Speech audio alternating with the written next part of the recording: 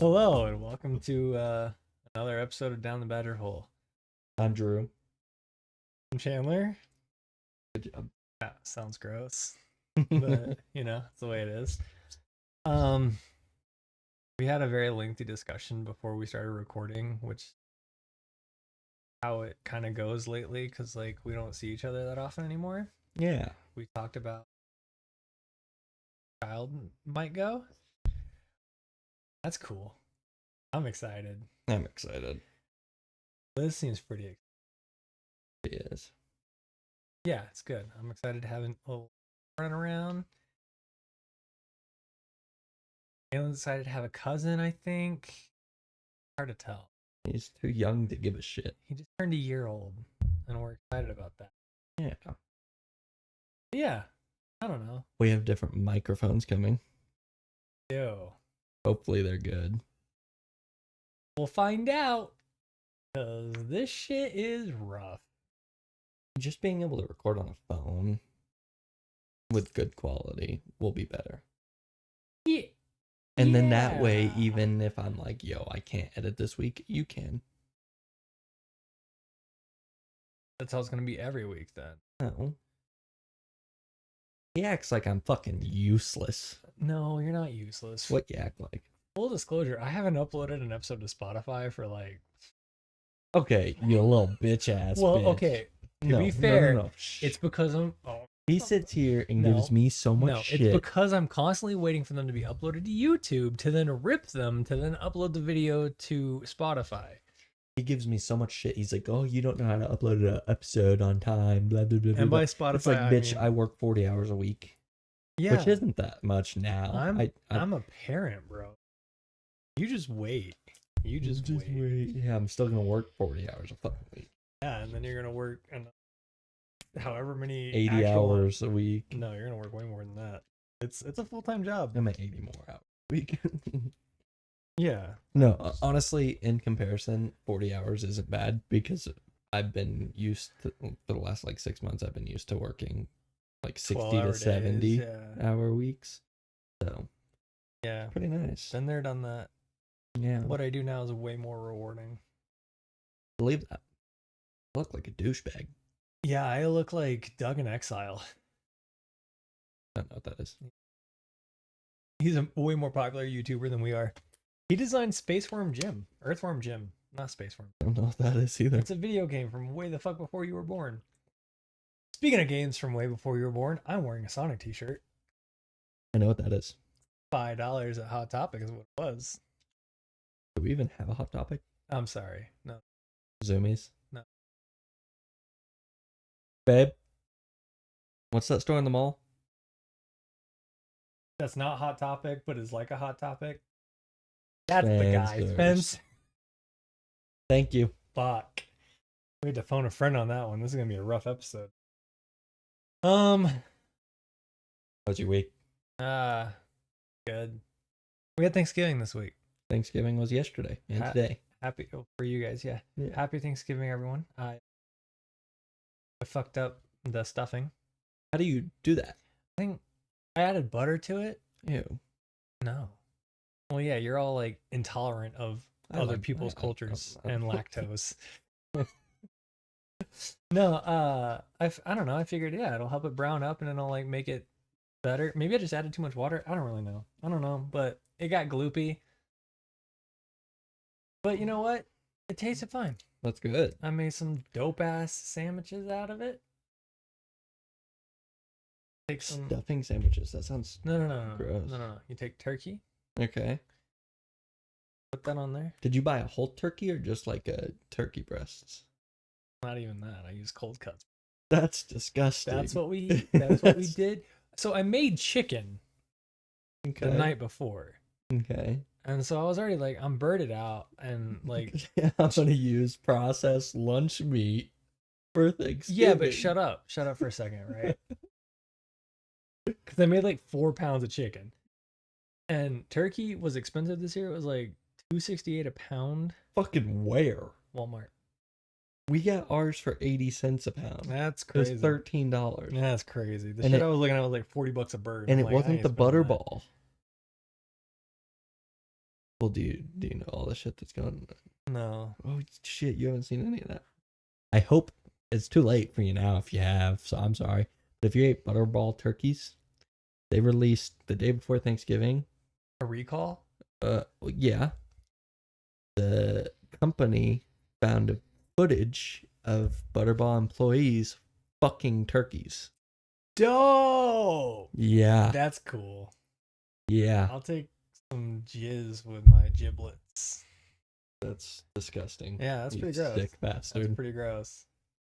Yeah, no. I don't know how you haven't seen anything on that. I don't internet the same way you do. It's not like I'm asking to see people fuck turkeys. Pornhub, there's your new category right there. Get on it. That's bestiality. Not if it's dead. No. Oh. Yeah. Oh. Yeah. That's worse. Is it worse? I don't think so. Hold on. I think it's equally just as sickening. I definitely was imagining them fucking dead turkeys. Like dead skinless turkeys that they're about to freeze? Yeah. Yeah. No? No. Oh my god. You don't find it? I'm kidding. No, I don't find a video of anybody want fucking to. a turkey. That's terrible. Yeah. Those poor turkeys, they didn't deserve that. Yeah. Do you remember the first time we killed a turkey? Yeah. I destroyed a machete. Yeah. Because it kept running around. Mm-hmm. And so I smashed it on the rock. I smashed the machete on the rocks to try and finally kill the turkey. Because it said, I was like, if you're slaughtering turkeys or chickens or anything like they're that, gonna run around. They're gonna. And yeah, I knew that. Yeah. Right? Because like a chicken with its head cut off. That's like a common and saying. it wasn't my first time like slaughtering anything, but I was just kind of watching the whole process. It was mainly you and Dad that were trying to kill the turkey. Yeah, no, it was mainly just me. Yeah. Dad was very little help in that situation. He was like, "You fucked up my machete," and I'm like, "The fucking thing was still flopping. Like, I don't know what you want from me, bro." Yeah. So yeah, that was a good Thanksgiving. Yeah. Okay. So anyway, back to my sandwich. Right. So you take the Oscar Mayer close cut turkey, cracked black pepper because that's the only one worth buying. You put that on the bottom of homemade yeast roll. Okay. At least I did that. And then you add the stuffing, and I made 4 cheese mashed potatoes. It was instant. So why do you put cheese in mashed potatoes? It was in the package.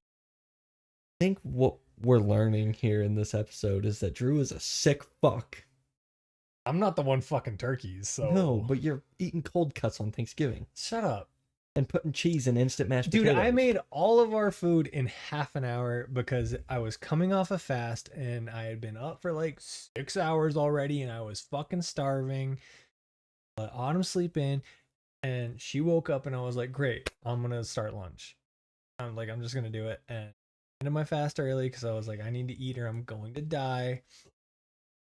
So that's what I did, and I was gonna just we were gonna use chicken instead of turkey because I already had all this chicken made. And then Autumn's like, "We got the cold cuts," and I'm like, "Fucking say less, homie." So that's what we did. So shut up. So turkey, stuffing, mashed potatoes, a little bit of salt and pepper on everything, and then some mayo and spicy mustard on the top, on yeast rolls. And then you throw that shit in the microwave for like 30 seconds, and then you shove it in your face, and you're like, "Damn, that's good stuff." Oh, and gravy, of course. Turkey gravy. I opened the jar that contained turkey gravy and warmed it up. He made turkey gravy. I made turkey gravy, meaning I bought it at the store and poured it onto stuff and made it warm. Yeah. Well, I'm glad you had a good Thanksgiving. Next year I'll probably do more, but this year... That's fair. No, my Thanksgiving was really nice, actually. It was very different than the rest. Like, we were supposed to go to my in-laws. Yeah. Which would have been fine, but also screaming little kids and like just a lot of people, so hectic. And a lot of dogs. A lot of dogs. Not as many as are here, but still a lot. Yeah. But, or like other years, it's the whole family here and shit like that. No, it's just me, my wife, and my mom, and it was calm and just like there was no discussions about shit at the table. No fecal matter talk? That's crazy. No fecal talk. No screaming kids. Literally every time. No one spent all day cooking. Little insight for everybody. Every time our whole family is together, especially around a dinner table of any kind, for some weird reason, poop. Even though we know it, yeah, it's like a subconscious thing. Like Freud would have a field day with us because like you can try to like completely dodge a subject that could lead into someone fecal. else is gonna bring up poop. Yeah, It's the weirdest thing. Someone will just say shit, like shit. Yeah, and then someone said, "That's poop," and then it leads into a whole. Because we got like a lot of people with IBS and stuff in the family, and a lot of poop stories, most of which involving me. Episode. Yeah, don't need to talk about that. It's a fun one. I'll probably tell it on the podcast one day. Eventually. Yeah. I was like 4. Or not even. I'm not even. No, I was like you 2 were, or 3. You were a wee lad. However, I was 15 whenever I shit on the tire and Trevor's headphone went in it. You know what, man? I'm not proud to admit it, but I shit the couch the other day.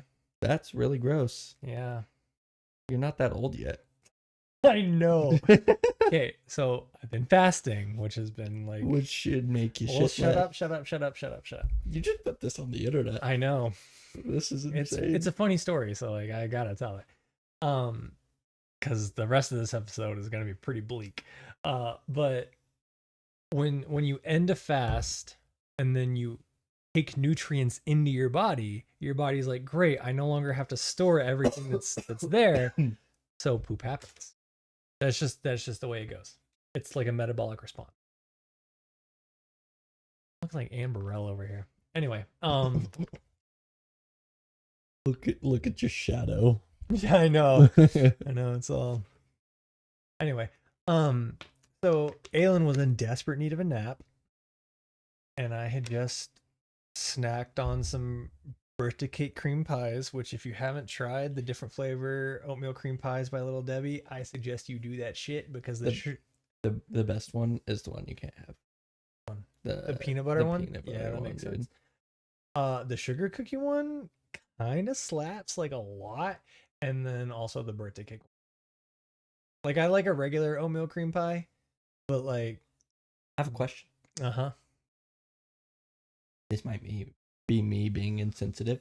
Why the fuck are you fasting if all you're gonna eat is junk? There's a very long and detailed story to that, and basically I've already lost like 6 pounds, and my blood pressure is almost perfect. Okay. And I get checked pretty often because I donate plasma. Anyway. Birthday cake cream pies. Yeah, bro.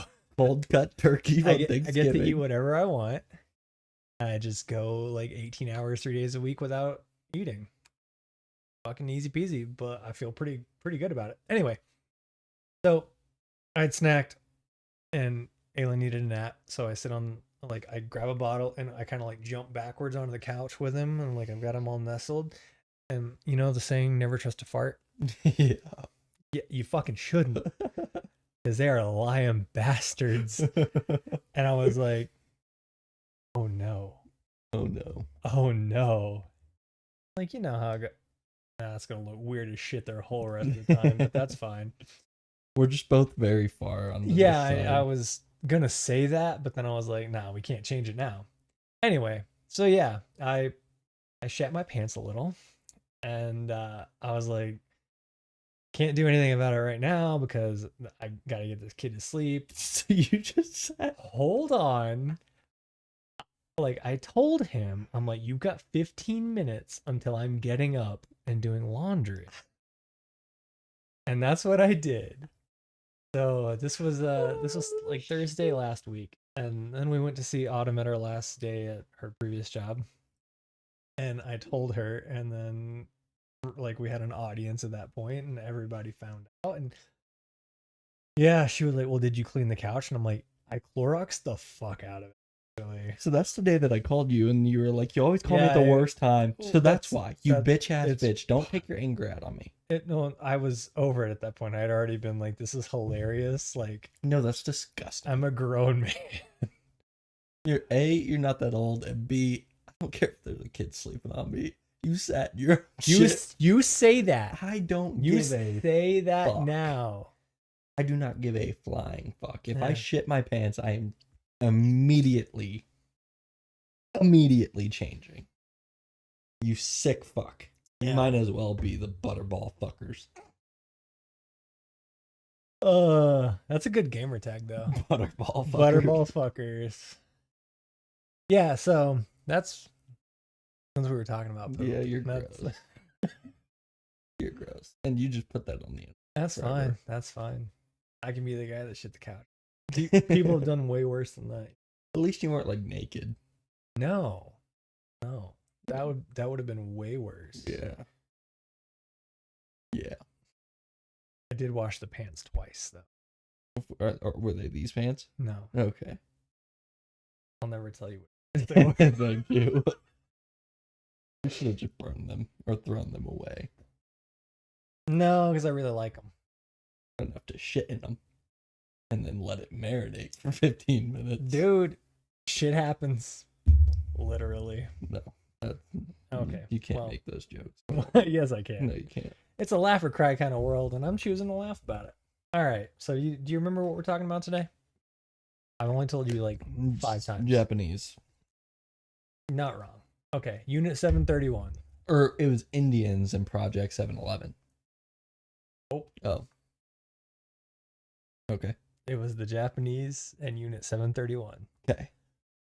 Are you confabulating Unit 731 with Project Bluebeam? No. Were you making a joke? Yes. Oh. Okay. Did you get it?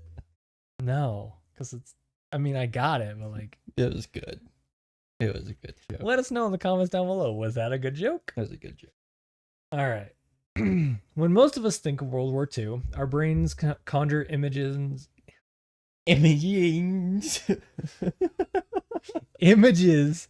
of Normandy beach stormings on D-Day, a news broadcast of Adolf Hitler fervently urging soldiers to keep marching, a camouflage panzer being used as artillery, or maybe even the early footage from the concentration camp liberation. It's easier to have a mental picture of World War II than ever, unless you lived it, thanks to depictions in shows like Band of Brothers and The Pacific, or movies like Dunkirk, Enemy at the Gates, and Saving Private Ryan. All great fucking movies. All incredible movies. I've watched both shows I mentioned multiple times. Band of Brothers. Band of Brothers is incredible, and then The Pacific is just the theater of the Pacific told in the exact same way. It's because Band of Brothers is more like a duck. Yeah, no. Kinda. I mean, it's not.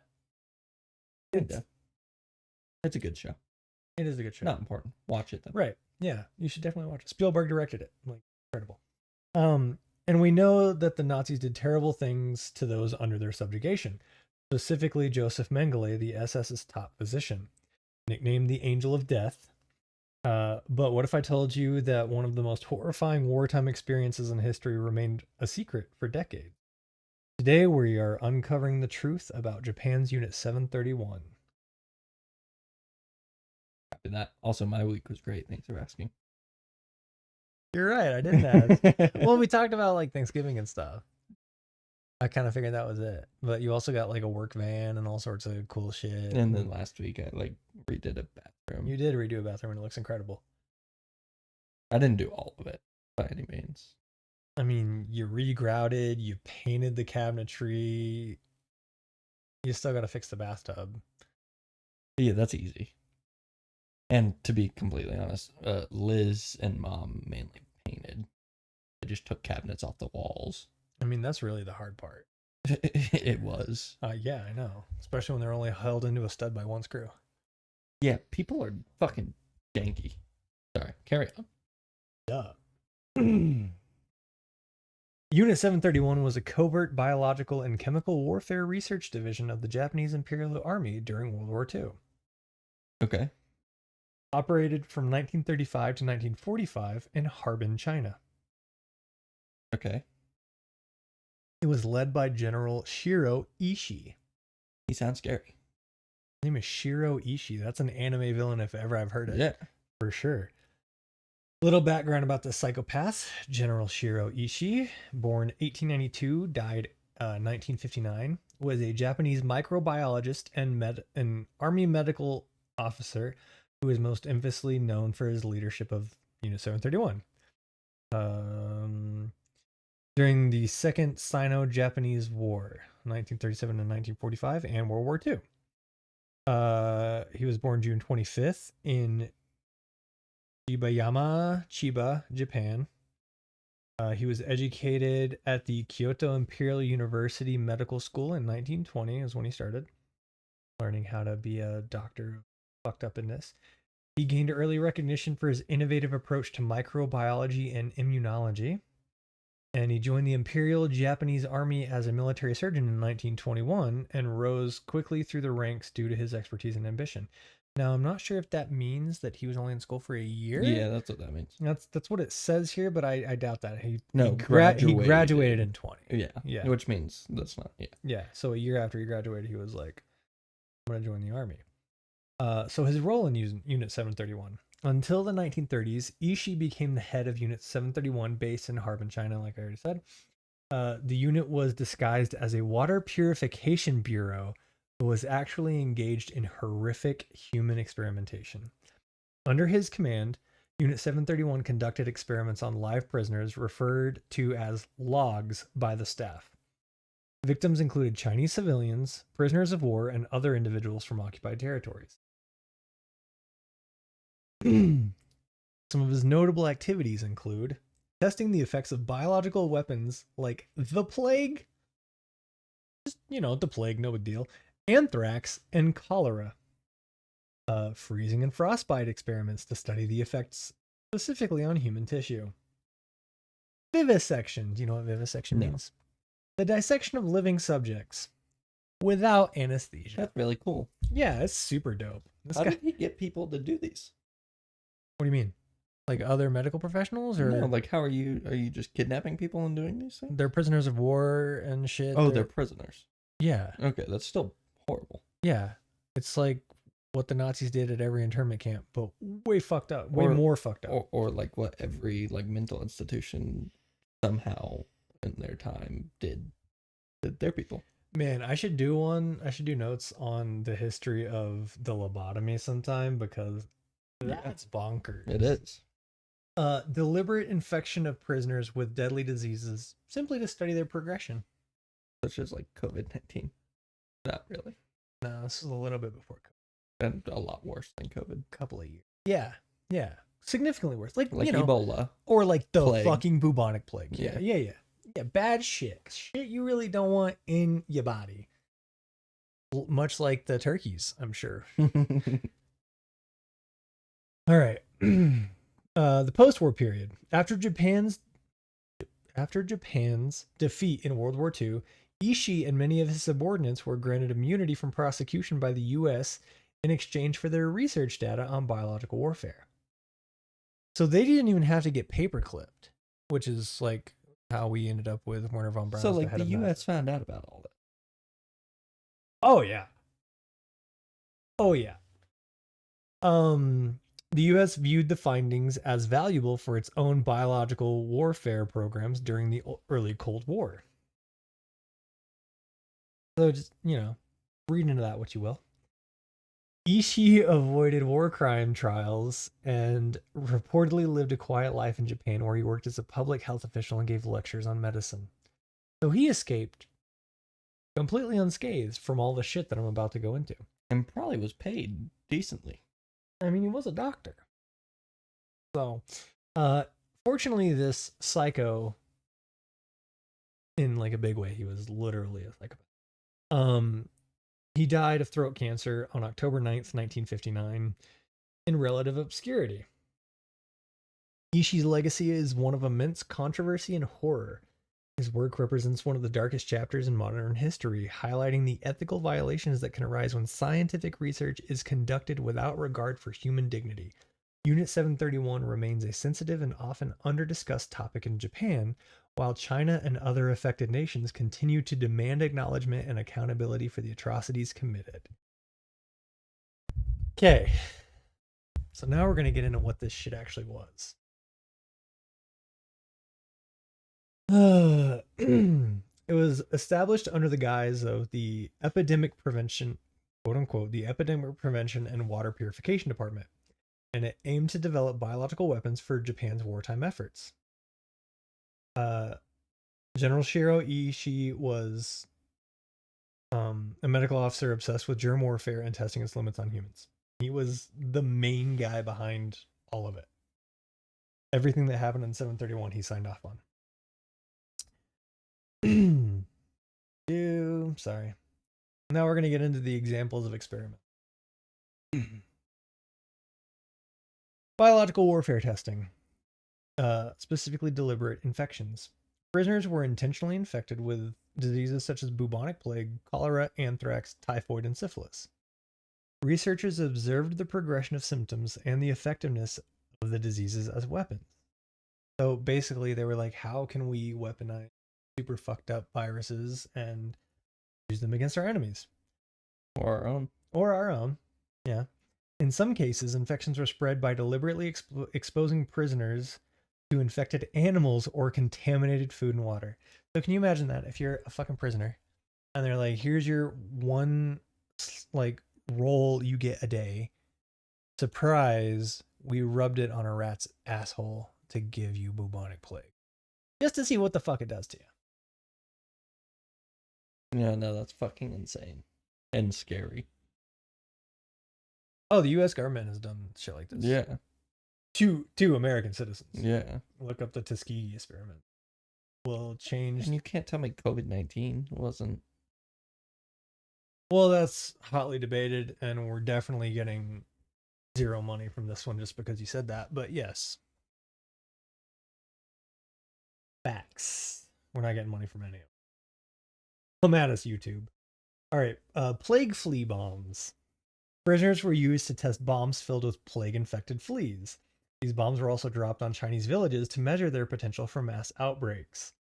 One infamous incident involved a bomb test on Ningbo in 1940, resulting in widespread plague cases. I couldn't find exactly how many people died, but it was a lot. It was a lot. Like I said earlier, they did live vivisections. Prisoners, including pregnant women, were subjected to vivisection without anesthesia. Researchers studied organ function and disease progression in real time. They're like, oh, we need to see how this bubonic plague affects this guy, so we're just gonna like pull out his spleen. Yeah, pretty fucked up. Pregnant women were sometimes vivisected to study fetal development under harsh conditions. The fact that there's people out there that could do this blows my mind. Yep. It wasn't just the Japanese. No. Like, just the fact that there's actual human beings that can do this shit. Yeah. Yeah. Psychotic. Like, even the doctors that worked with fucking dipshit are socio and psychotic. Yeah. I saw a meme the other day, and it was the quote from A New Hope where Obi-Wan's talking to Luke, and he's like, there's never been a more, like, when he's talking about the Mos Eisley Cantina, and he's like, there's never been a place of more depravity and whatever in the whole galaxy. And it's just a picture of Earth. Like, facts. We're fucked up to each other. Surgical practices. Limbs were amputated to study blood loss and shock. Imagine you're just a prisoner and they're like, hey, we gotta give you your vaccines. Psych, bitch, I'm cutting off your arm. Psych. Katana through. Like, we just want to see how long you live. Limbs were then reattached in unnatural positions, or organs were removed and transplanted to different parts of the body. So that same dude that they're like, we're gonna pull your spleen out just to see how this bubonic plague is affecting you. Put it where your and then kidney goes. Yeah, or we're gonna put it like in your mouth, like fucked up, like literally human centipede-esque shit. Let me take your fingers, chop them off, and then attach them to your neck. Yeah, how useful would that be though? You'd be like a little rascal at all times. Instead of having 4 chins. Hey man, I have one glorious chin. Yeah, mine look bad underneath this, I think. It's getting long. Yeah, it is. Mine's getting nice and pointy. Mine looks pointy. Gross. Burn and wound studies. Prisoners were burned or injured to study the effects of various treatments. You know, instead of like thing on like real world, like, oh, you got to burn. Let me see if this helps to treat it. Like, let's fucking burn you and then see if this helps. Hey, how's this flamethrower feel? Bad? Yeah, I bet. This included the deliberate infliction of wounds followed by the application of infected materials to test sepsis progression. You know what that means, right? No. They're just like, hey, I'm going to stab you real quick. A little. I'm just going to like lightly stab you. You know, a light stabbing. And then I'm going to rub some shit in it. And we're just going to see how sepsis develops. This is a laugh or cry kind of episode. When I was doing the notes, I was like, damn, this is depraved and fucked up. Frostbite experiments. Prisoners were exposed to extreme cold, particularly by submerging their limbs in ice. Which, fun fact, probably about a decade ago, there were people doing it to become disabled to identify as disabled people. That's insane. Yeah. Actually, there's an episode of Malcolm in the Middle about it.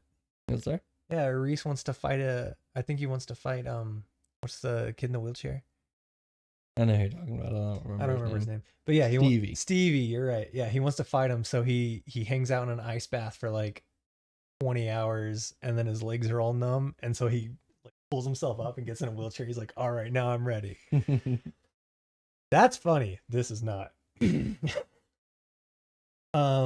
Researchers observed the stages of frostbite, often breaking frozen limbs with hammers to study tissue damage.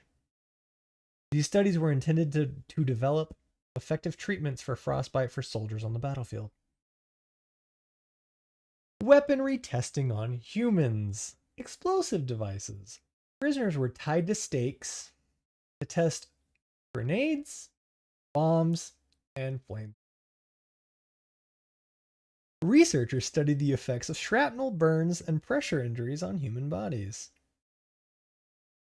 Basically, they were like, how can we fuck a human up?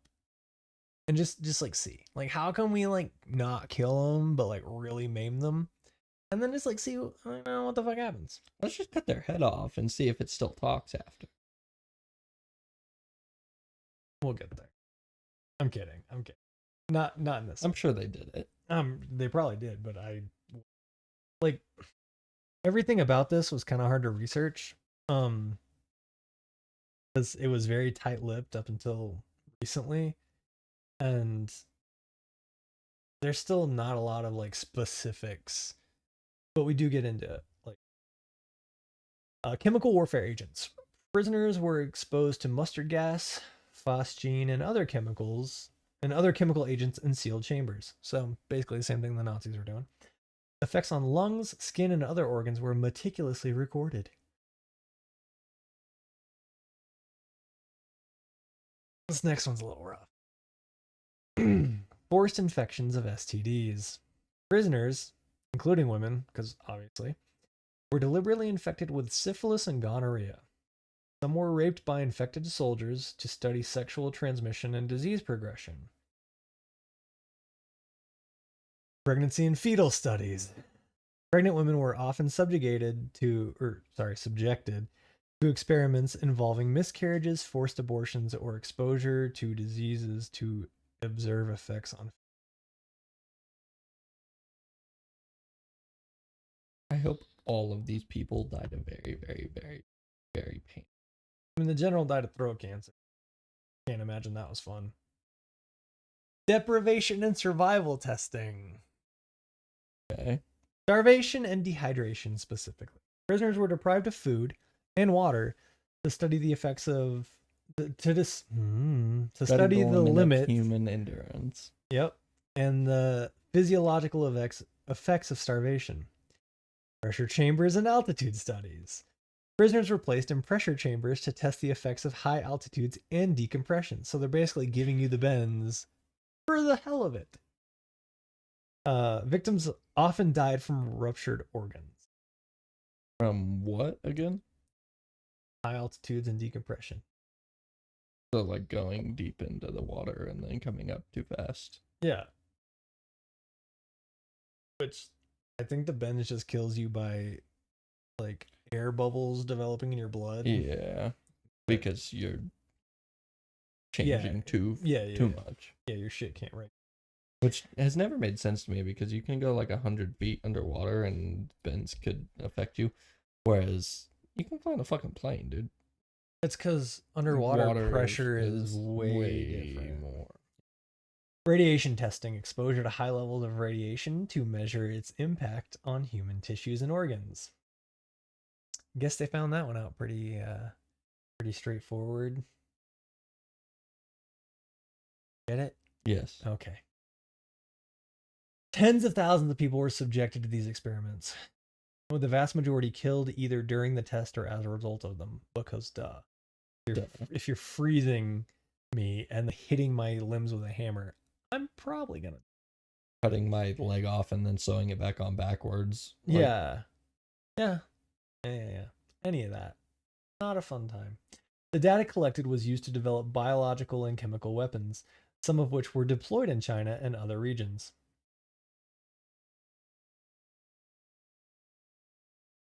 Oh, that's weird. It like copied.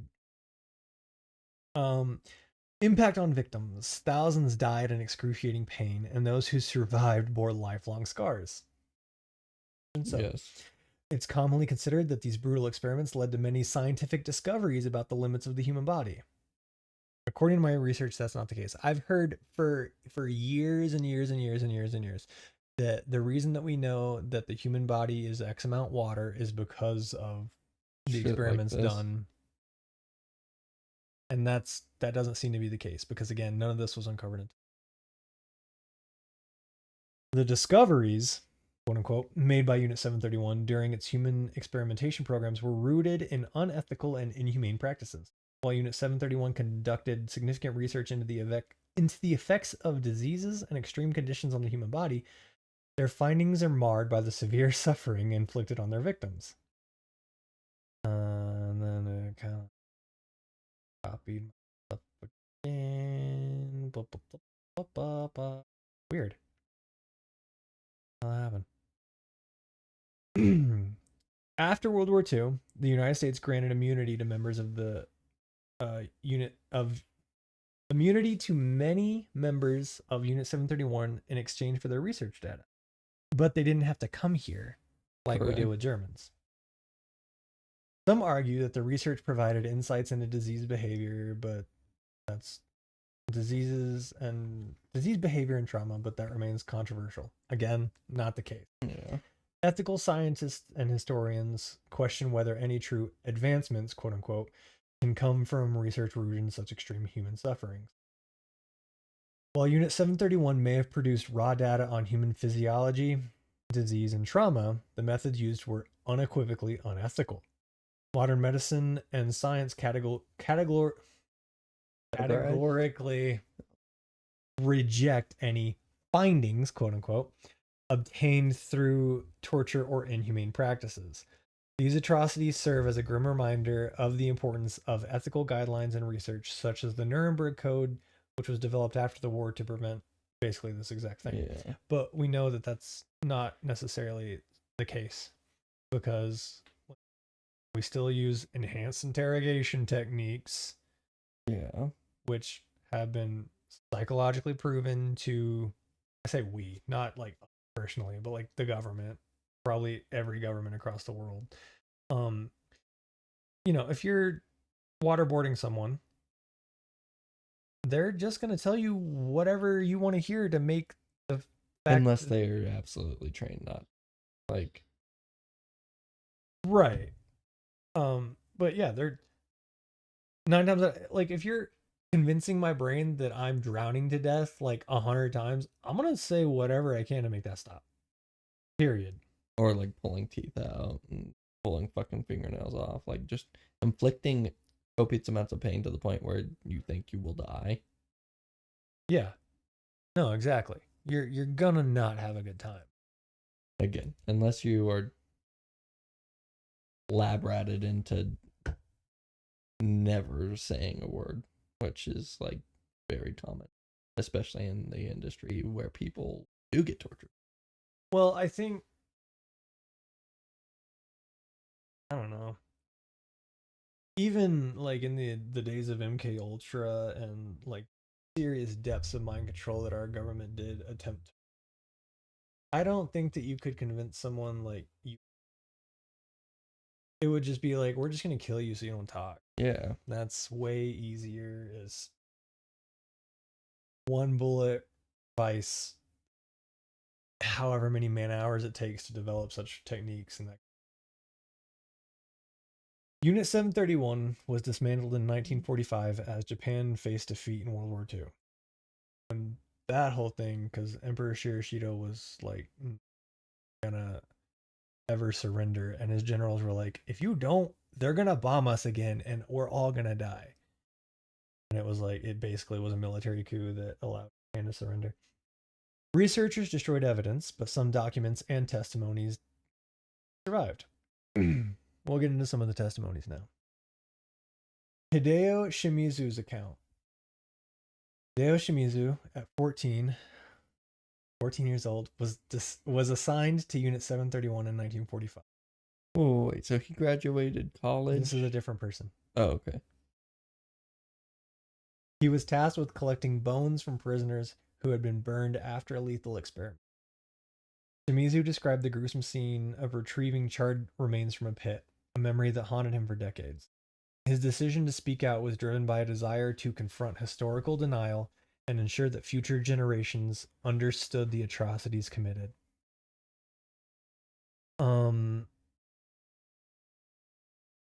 In Unit 731 testimony by Hal Gold, former members of the unit recount their involvement in inhumane experiments.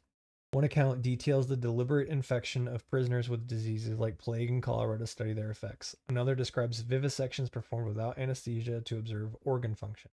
These testimonies provide a chilling insight into the daily operations and the moral detachment of those involved. Survivor accounts from what just happened? Survivor accounts from Chinese victims. Oh, sorry. Survivor accounts from Chinese victims. Chinese survivors have recounted the aftermath of biological attacks orchestrated by Unit 731. Villages were targeted with plague-infected fleas, like we talked about earlier, leading to outbreaks that decimated communities. Survivors described the sudden onset of illness, the rapid spread of disease, and the overwhelming death toll. These accounts highlight the extensive human suffering caused by the unit's experiments. Many perpetrators were able to avoid prosecution in exchange for sharing their research with the US. General Shiro Ishii and his team were granted complete immunity, which remains a very controversial point of history. Because, like you killed people in the name of like medicine. And like the Hippocratic Oath, the very first part is like, I shall do no harm. But here you are, burning motherfucker. Like, it's crazy. The legacy of this is that victims' families and historians continue to fight for recognition and for justice because there are still people that claim. I mean, there are people that deny the Holocaust. Yeah. That was like 80 years ago. Yeah. Like, there are people alive that fought in World War II for either side. Unit 731 remains a haunting reminder of the dark side of scientific progress. Which there's so many. Yeah, but I also think that a lot of this could have been discovered without like chopping off. Oh, for sure. Morally, it could have been. Yeah, no. All of it's wrong. All of it's very wrong. Unit 731 represents one of history's darkest chapters. It forces us to question the ethical limits of science and the cost of wartime desperation. How about you just don't? Yeah. Like, let's just not. Just like love each other, man. Be excellent to each other. Right, Bill and Ted? Yeah. So yeah, I mean that's that's pretty much what I got. There's not really an out the badger hole No, because it's just shitty. it's and pretty fucked up. it's pretty terrible. Did you know anything about that? No. For a reason, though. I don't like learning about that. Yeah, it's definitely a dark one.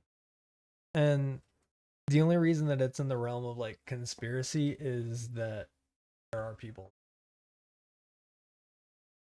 even though we have firsthand accounts through it or worked on in the program themselves. Again, there's still people out there who deny 9/11 never happened, or like the Holocaust ever happened, or No, it's very funny that you bring up 9/11 because I don't think that people deny that 9/11 happened. I think that the official story is what people take issue with. yeah. And I can't necessarily say that I believe the official narrative there either. Same. How just we're not gonna get into it in this episode, but Yeah, that's a whole episode in and of itself. all I'm gonna It's say is, a whole- how the fuck do 3 people all at the same time steal a plane? Well, that's pretty easy orchestrate. No. My question is jet fuel.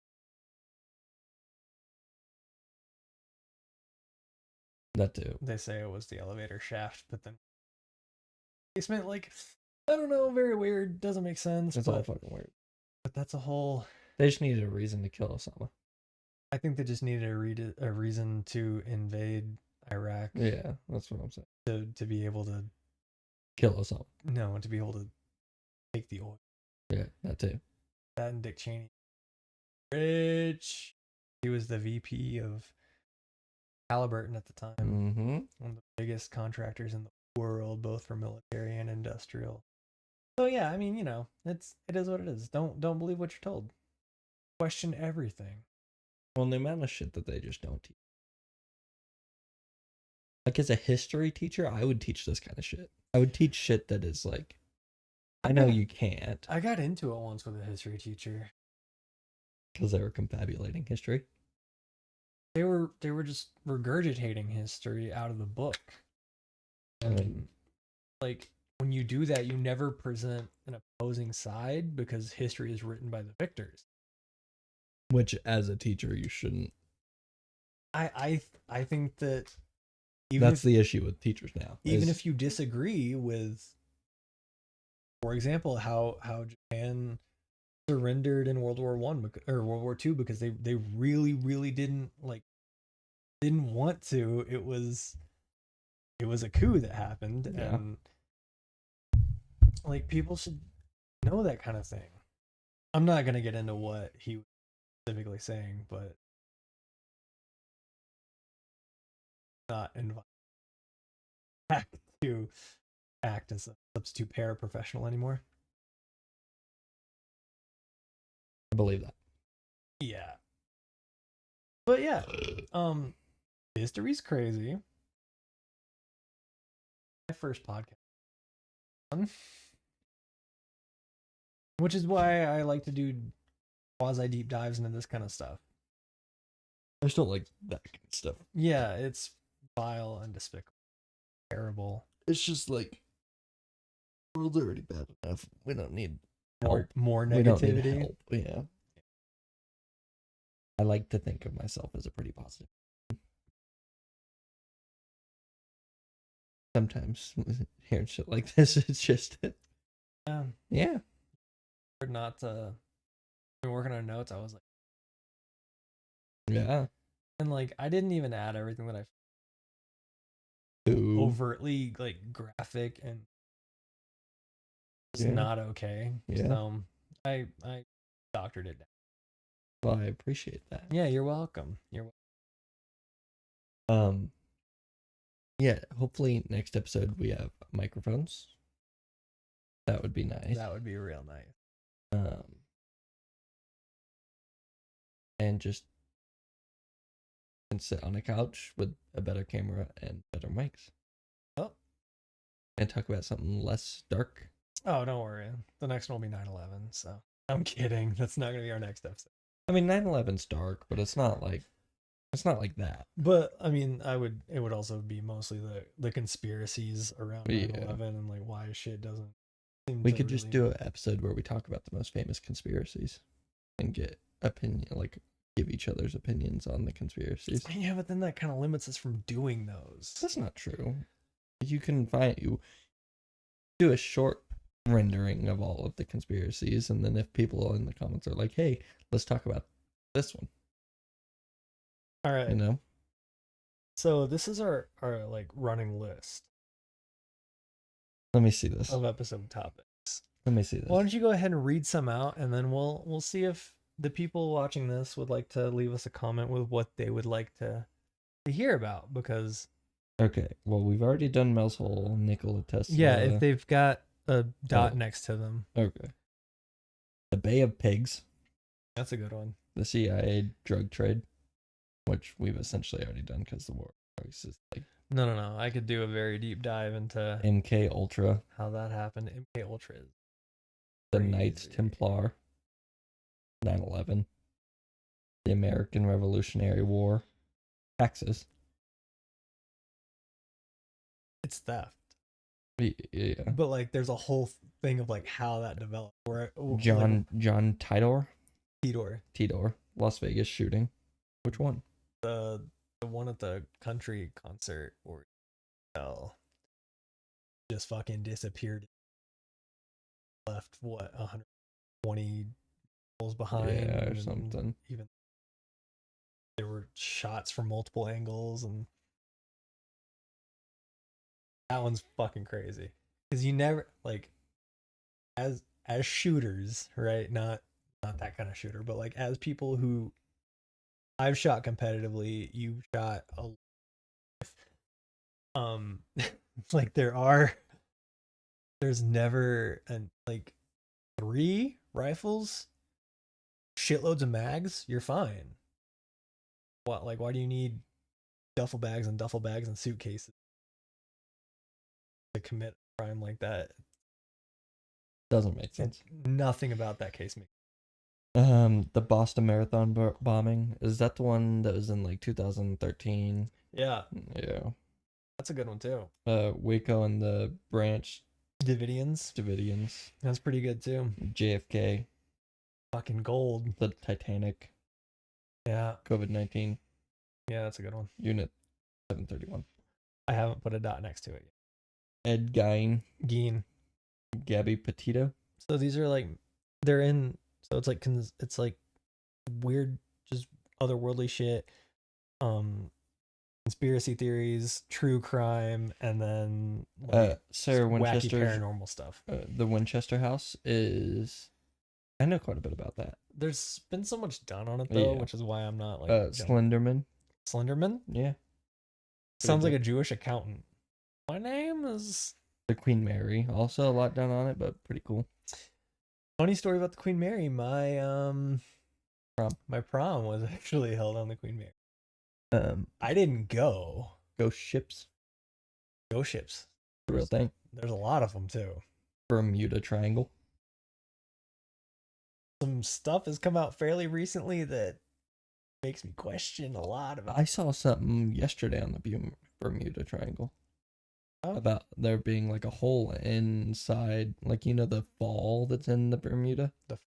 Yeah, like the sink in the ocean that's at the.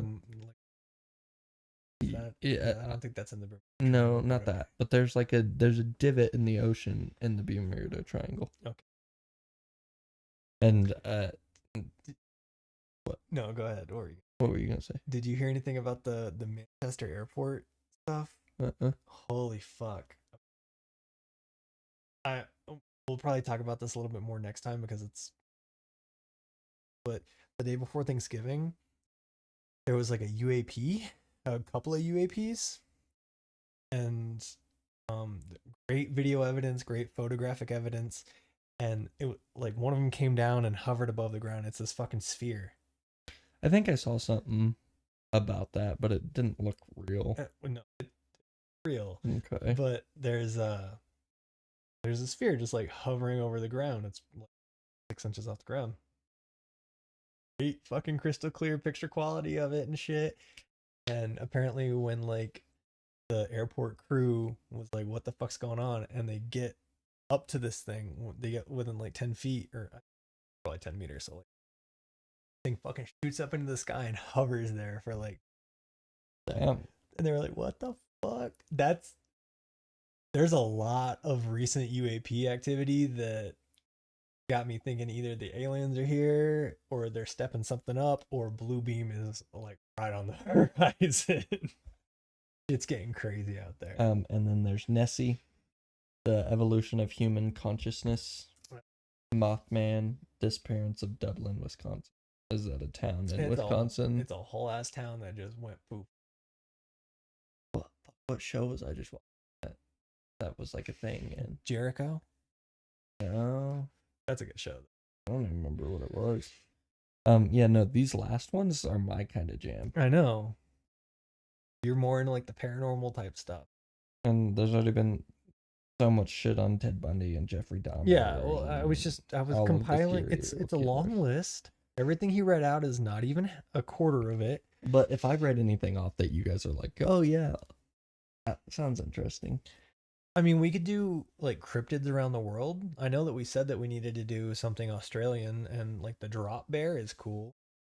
And like Slender Man and Mothman, and there was a story that happened here, and I think I might have taken notes, but we never did it.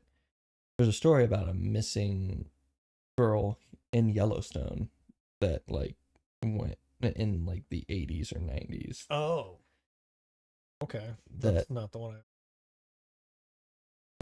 which Gabby Petito is that's a sad story. It's a very sad story. And that was what, 2 years ago? Like it was pretty recent. I think it was a little bit longer than that, but yeah. But everyone's heard of that. It was very recent. Everyone heard of that. Especially because like 2020 did a thing, and then there was a whole documentary. Yeah. But I think that's it. And then again, if I read anything off and you guys are like, oh, that sounds interesting, let us know. If any of those sound. Atlantis. Diddy. Oof. I should put that in the true crime. But we still don't know everything going on. No, we never will. Well, I don't know about that. Maybe Trump will just release all the Epstein list, Diddy list.